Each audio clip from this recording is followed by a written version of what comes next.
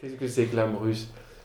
Bon, moi j'ai l'habitude de dire que c'est cette espèce de propension qu'ont les Russes à faire n'importe quoi, pour le meilleur et pour le pire. Il y a une précipitation chez les Russes, ce qui a un côté génial parfois parce qu'ils n'hésitent pas. C'est des gens qui n'hésitent pas, ils sont généreux dans tout ce qu'ils font. Alors parfois évidemment, on a envie de leur dire qu'il aurait peut-être fallu réfléchir et ça leur aurait évité quelques catastrophes. Mais il y a une générosité chez les Russes, et c'est ça l'âme russe je pense. C'est un empressement l'âme russe, pour le meilleur et pour le pire. Des anecdotes, il y en a beaucoup.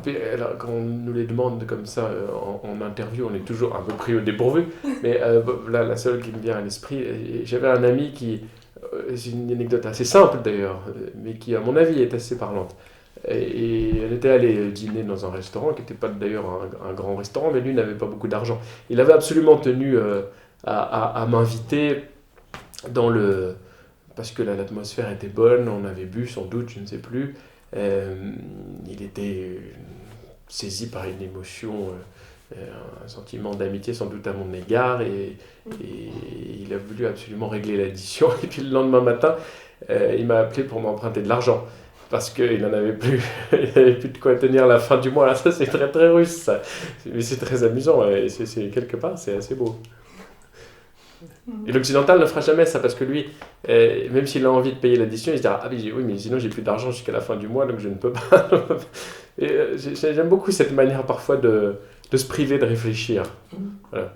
Le rapport à l'argent des Russes est assez amusant et très, très, très, très instructif pour nous qui sommes éduqués une certaine logique économique, une comptabilité du quotidien personnel, c'est-à-dire qu'on ne doit jamais dépenser plus qu'on ne gagne, ou qu'il y a un certain nombre de hiérarchies, de priorités dans les achats qui vont de l'essentiel au plus futile, et que c'est seulement lorsqu'on peut économiser un peu d'argent qu'on s'achète des choses qui ne sont pas forcément indispensables. Alors, j'avais un ami aussi, lui, il avait acheté une superbe voiture. Il avait mis tout son argent dans une voiture magnifique. Par contre, il roulait seulement les jours où il pouvait mettre de l'essence dedans. Alors, ça, c'est extrêmement russe, parce qu'un occidental ne fera jamais ça. Il s'achètera une voiture moins chère, et puis pour pouvoir s'assurer de faire le plein quotidiennement.